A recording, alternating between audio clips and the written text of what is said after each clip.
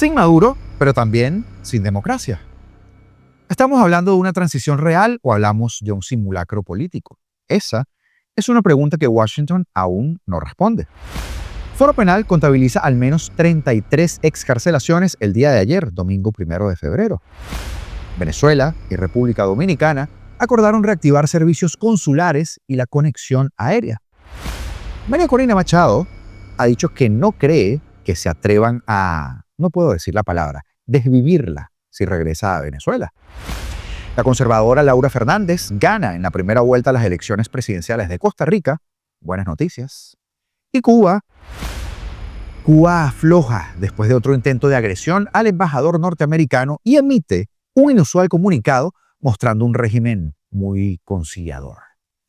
Quédate, porque este no es solo el resumen de noticias, como siempre, es el mapa de lo que viene pasando en las últimas horas, y de todo eso y más hablamos el día de hoy, lunes 2 de febrero de 2026. Augusto Navarro en este espacio, su espacio, que se llama Apolítico. Comenzamos.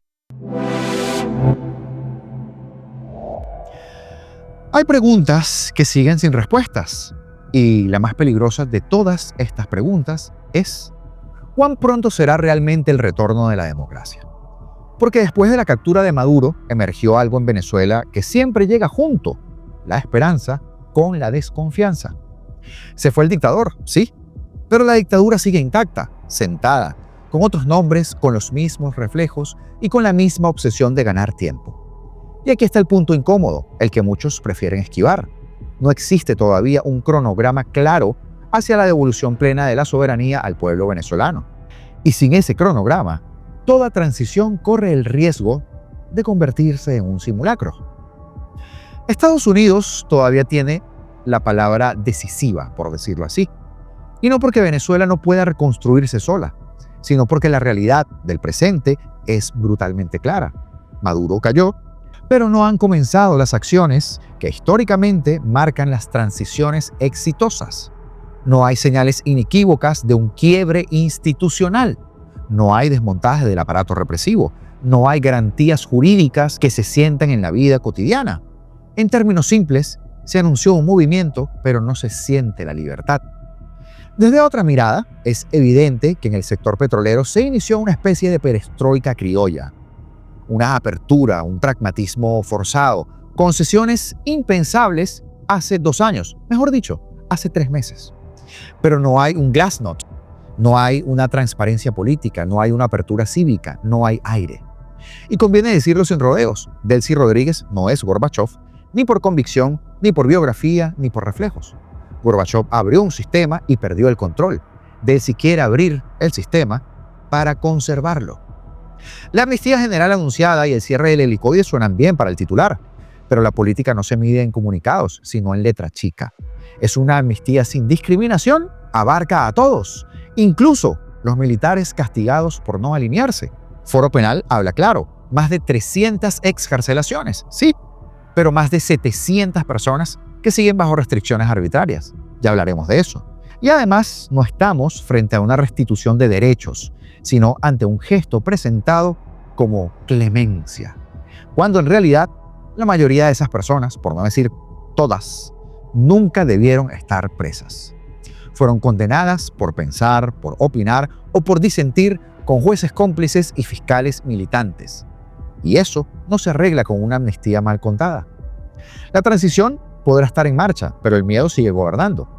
Y mientras que Diosdado Cabello o el inútil de Padrino López y sobre todo Tarek William Saab sigan en posiciones que permitan intimidar, perseguir, chantajear, no habrá una sensación de cambio real. Saab no es un funcionario más, por cierto. Es el símbolo vivo de la injusticia institucionalizada, de la tortura con toga, con rímel también, de la persecución convertida en política de Estado. Su permanencia dice más que 100 discursos sobre una futura democracia. Y aquí es donde aparece el gran vacío estratégico, porque más allá de las promesas vagas de Washington o de las menciones a una democracia en una tercera etapa, sigue sin responderse qué viene después de Maduro. Delcy es presentada como etapa transitoria, pero no se ve fractura ni arriba ni abajo. Ni generales rompiendo filas, ni tropas desmarcándose, ni movilización popular que haga sudar a quienes aún controlan el poder. Y en toda transición real, esas señales aparecen temprano, no aparecen al final.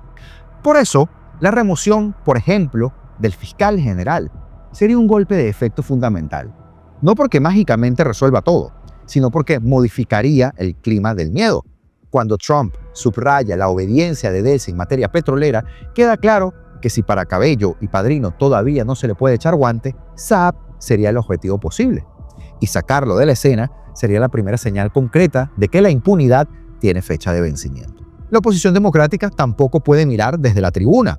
Faltan propuestas, falta presión organizada, una estrategia clara para empujar, aunque sea 1 centímetro, a quienes hoy administran el poder.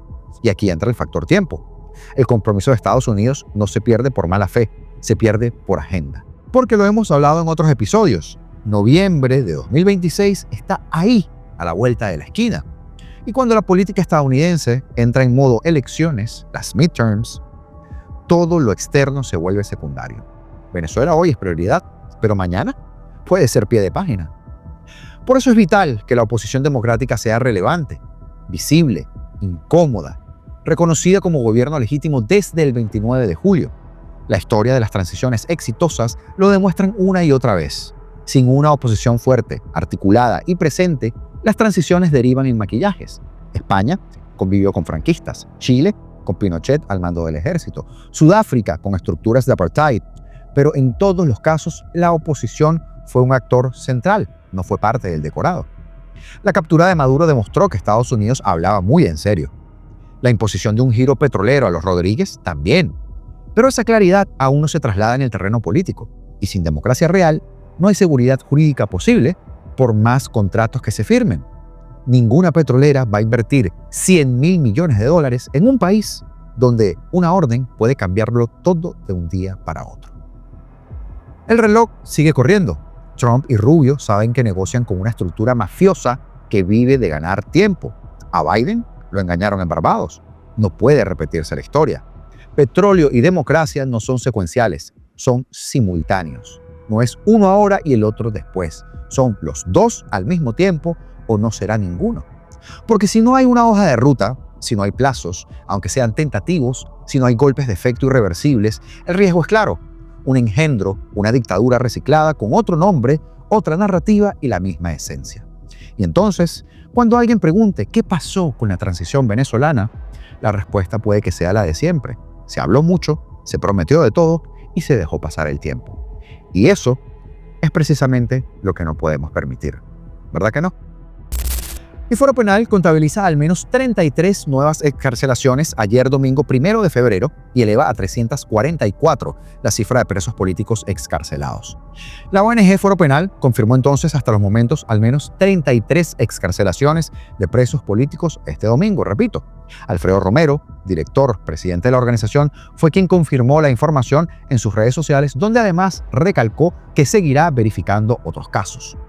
Hasta los momentos, la organización registra 344 personas que han salido ya de prisión. Y es que desde el pasado 8 de enero, la ONG contabiliza 310 excarcelados hasta la tarde del 30 de enero. Por ahora, no ha habido una nueva actualización, salvo la que les estoy contando, pero se espera que en las próximas horas haya un nuevo balance al respecto.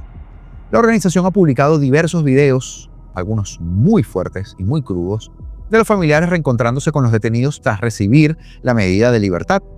Todos te llenan de indignación y todos te llenan de impotencia. Seguramente repasaremos más de un video de estos en el directo de esta tarde, que ahora sí espero poder hacerlo.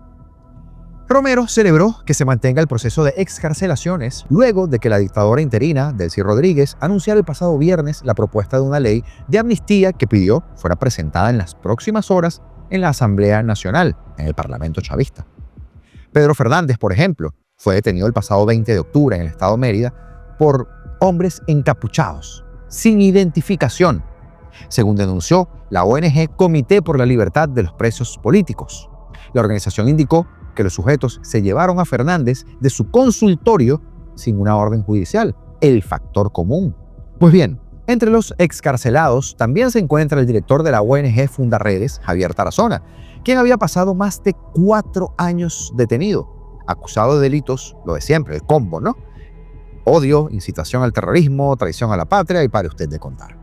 Tarazona fue detenido el 2 de julio de 2021 luego de acudir a la sede de la Fiscalía en Coro, la capital del estado Falcón, a denunciar que estaba siendo víctima de acoso y persecución por parte de funcionarios de la policía, agentes del Servicio Bolivariano de Inteligencia y sujetos sin identificar, según la organización.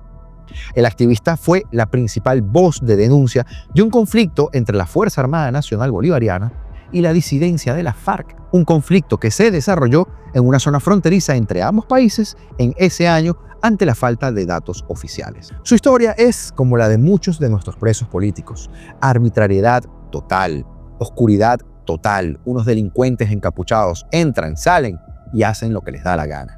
Y después te hablan de reconciliación. ¡Ja! Reconciliación sí, pero impunidad nunca. Y la líder opositora, María Corina Machado, afirmó este domingo que no cree que su vida corra peligro si regresa a Venezuela gracias a la presión que Estados Unidos ejerce sobre el régimen interino encabezado por Delcy Rodríguez. Las cosas están cambiando muy rápido en Venezuela, dijo. Si me hubieran capturado antes de irme, probablemente me habrían desaparecido, o algo peor, declaró María Corina en una entrevista con la cadena CBS publicada el día de ayer. En este momento, no creo que se atrevan a desvivirme, palabra que no existe, pero que tenemos que usar, usted sabe, debido a la presencia, a la presión y a las acciones de los Estados Unidos, agregó Machado, quien actualmente se encuentra en Washington, aunque desea y expresa su deseo de volver a nuestro país cuanto antes. La dirigente señaló que desconoce cuántas posibilidades tendría de desplazarse libremente dentro del territorio venezolano, pero aseguró que el chavismo tendría mucho miedo de atentar en contra de su vida, ya que el régimen conoce muy bien la conexión que tiene ella con el gobierno del presidente Donald Trump. El sábado, al ser preguntada sobre si debería poder volver a Venezuela, Trump sugirió que podría juntar al chavismo y a la oposición para acercar posturas. Un escenario muy descabellado, con la oposición real, por supuesto, para quienes queremos justicia. Porque con terroristas no se negocia, y el chavismo mostró ser precisamente eso, terroristas de Estado, como fueron clasificados por organismos internacionales. ¿Qué va? Esa no. Y el régimen chavista informó este domingo que acordó con República Dominicana reactivar los servicios consulares, así como la conexión aérea entre ambos países, luego de que en julio de 2024 nuestro país rompiera relaciones con la isla porque ellos cuestionaron el robo de las presidenciales por parte de Maduro. A través de un comunicado, la Cancillería venezolana indicó que en los próximos días se reactivarán los servicios consulares luego de un trabajo conjunto entre ambos países. Asimismo, ambos gobiernos han acordado instruir a las autoridades aeronáuticas respectivas para reactivar la conexión aérea entre ambos países, añadió. Estas operaciones estuvieron suspendidas por orden del Ejecutivo de Maduro desde el 31 de julio de 2024 como respuesta a lo que se consideró, según estos, acciones injerencistas en relación con las fraudulentas elecciones presidenciales que se celebraron ese mes en Venezuela. La medida también respondía a la presunción del uso de la aviación civil con fines no compatibles con los principios de seguridad, decía el chavismo. Imagínense ustedes, los que utilizan los aviones de PDVSA, ya usted sabe para qué. Los gobiernos de Panamá, República Dominicana, con Uruguay, Argentina, Costa Rica, Ecuador, Guatemala, Paraguay y Perú, habían todos manifestado entonces su profunda preocupación por el robo de las presidenciales, y todos exigieron la revisión completa de los resultados anunciados por el CNE, pero la página sigue hackeada, ¿verdad? Ay, Dios mío. Esto que fue el robo más grande de la historia electoral de todo nuestro continente. En junio del año pasado, Maduro entonces dijo que las aerolíneas venezolanas estaban listas para retomar sus vuelos hacia República Dominicana, pero salió el gobierno de Dominicana, usted debe recordar, y desmintió, diciendo que estaba apenas estudiando la posibilidad. El pasado 6 de enero, el Ejecutivo entonces dominicano expresó ante la OEA que en coherencia con la posición adoptada tras las elecciones de julio de 2024 en Venezuela, cuando no reconocieron el triunfo de Maduro, tampoco puede conferir legitimidad a un régimen de facto que pretende perpetuarse al margen de la voluntad popular venezolana. Música para mis jodidos. Exacto, el de Delcy.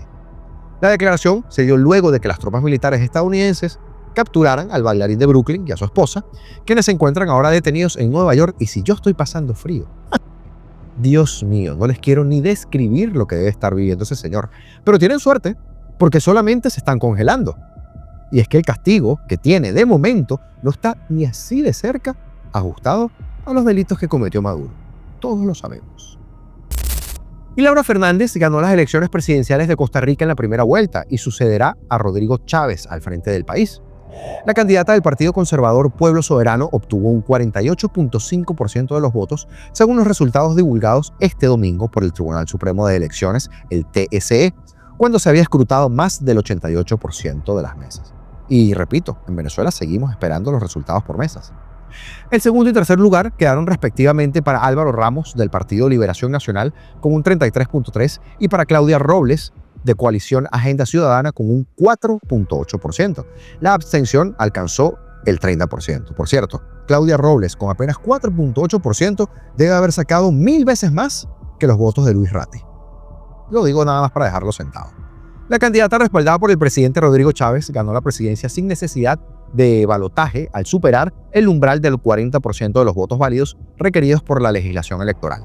La participación total fue de un 66.96%, más alta que en las pasadas elecciones en las que ni siquiera se llegó al 60%. Costa Rica ha votado por la continuidad del cambio, expresó Fernández en su primer discurso cuando ya su victoria era irreversible. Prometió presidir un gobierno de diálogo y de concordia nacional, respetuoso y firme del Estado de Derecho, capaz de crear mayor bienestar y prosperidad. Señor presidente, seguiré haciendo rugir a nuestra economía jaguar, proclamó en una de las varias veces en las que mencionó al presidente Rodrigo Chávez. También lanzó un duro mensaje para las fuerzas opositoras que aseguró tienen que ser fiscalizadoras, pero también propositivas. La oposición obstruccionista y saboteadora, que solo quiere participar o propiciar en el fracaso del gobierno, nos desgasta a todos y obstaculiza la lucha por la prosperidad y el bienestar de nuestro país, agregó.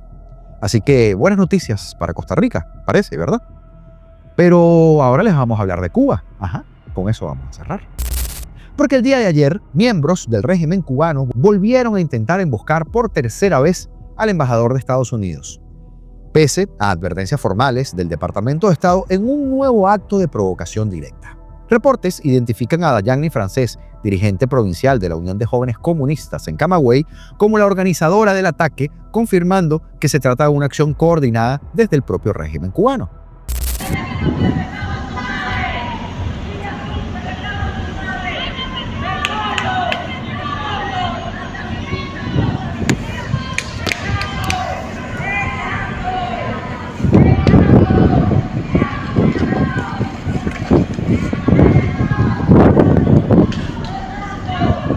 Qué sorpresa, ¿verdad?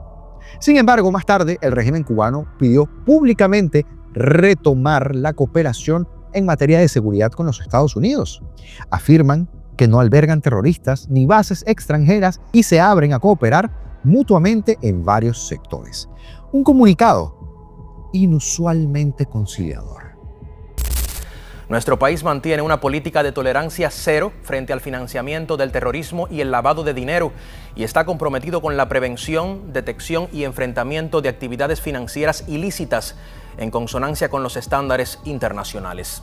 Cualquier interacción pasada que haya involucrado a personas posteriormente designadas como terroristas ocurrió únicamente en contextos humanitarios limitados, vinculados a procesos de paz reconocidos internacionalmente a solicitud de sus respectivos gobiernos de manera plenamente transparente.